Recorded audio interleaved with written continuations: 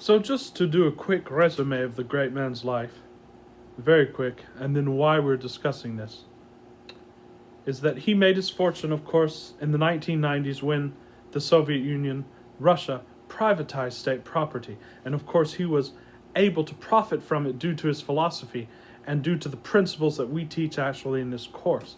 He profited from gaining control over assets, including the country's main television channel, Channel 1. And he, of course, he was a great fixture in television in the country until probably 2000. In 1997, Forbes estimated Berezovsky's wealth at $3 billion when that was actually really worth something.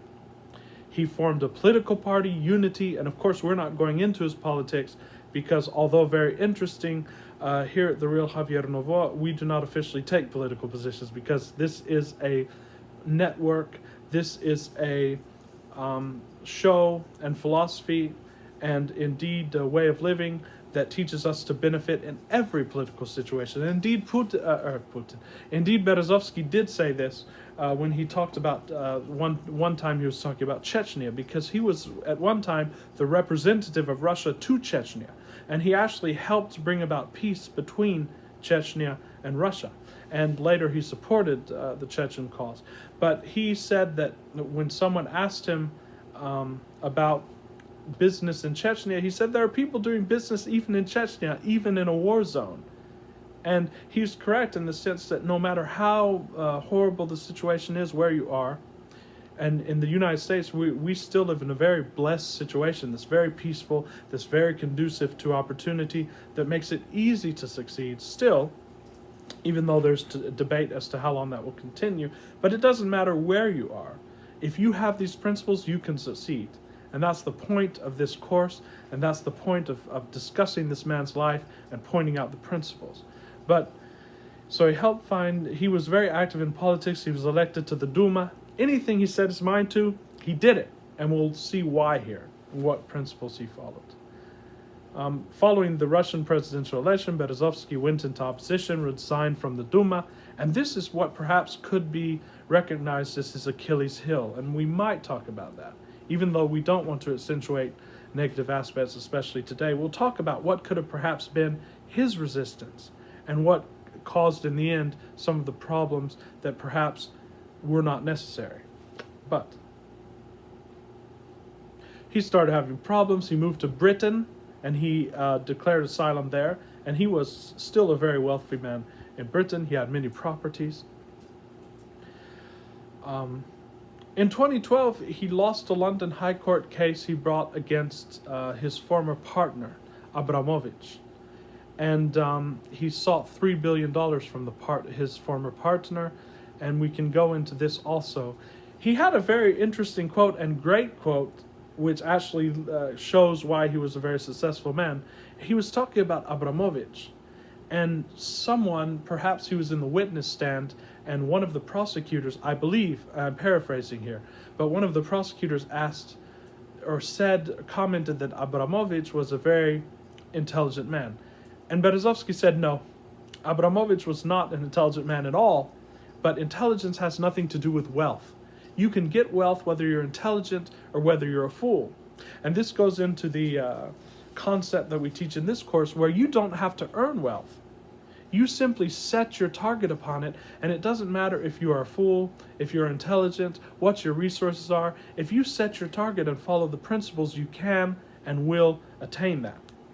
And so that's just a little aside, and it will show you the very eclectic nature of this course and how we pull principles from the biographies of great men to explain things, and how we comment on things and read between the lines in issues that perhaps others may not be able to point out because they don't have the grasp of this philosophy.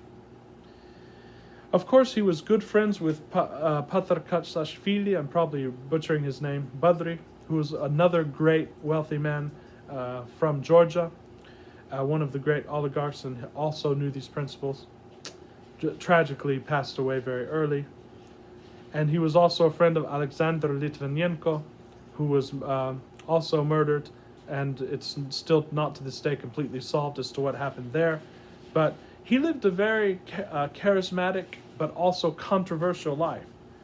And this is a very interesting thing, because we emphasize a lot of this in this course, that we're here for the ride. We're here for the game. And he was very much a part of the game.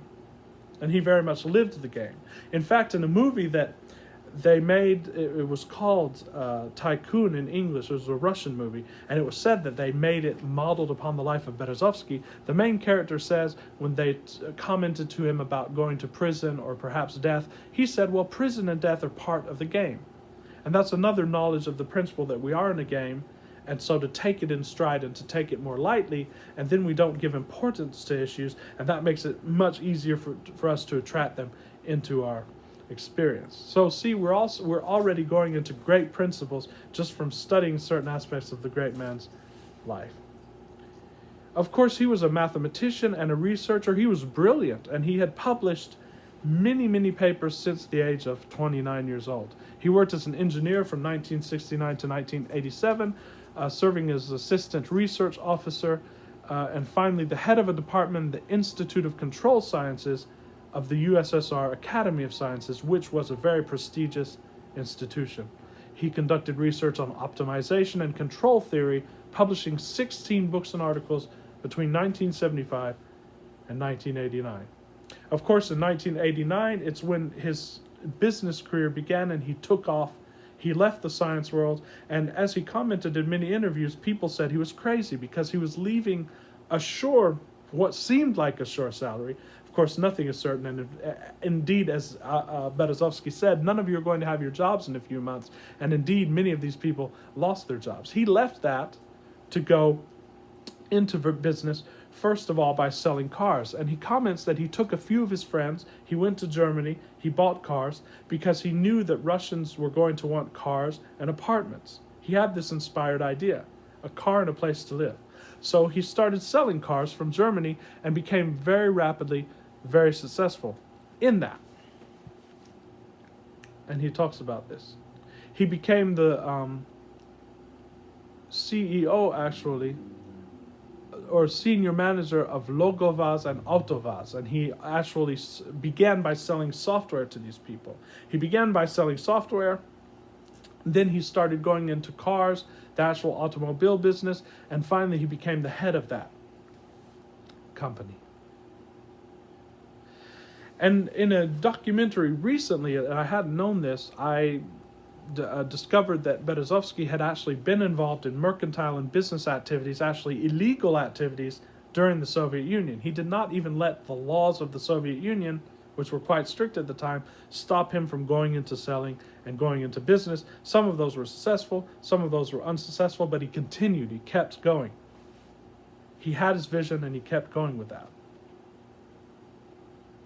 In 1994, Berezovsky was the target of a car bombing in which his driver was decapitated and passed away. But this actually opened the door. He took this opportunity to open the door into the Kremlin and to actually get into the inner circle of Boris Yeltsin. And this is another principle in this course. You see opportunity in every negative event.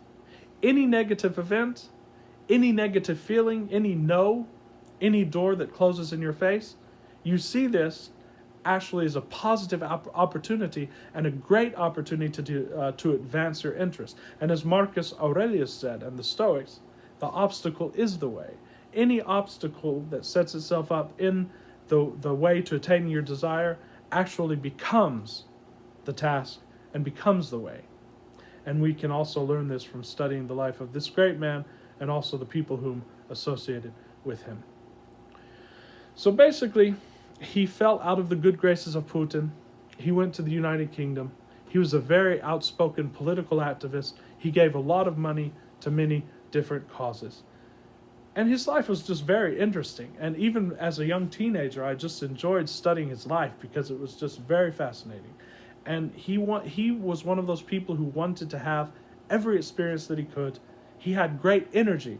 In fact, people described him like a nuclear power plant, that he just had great energy, and he was very frenetic. He could not really keep still. He wanted to keep focusing on new ventures and keep focusing on new things. And that's what we go into on this channel and in this course is flow. Once you get into flow, you will have this sort of great energy.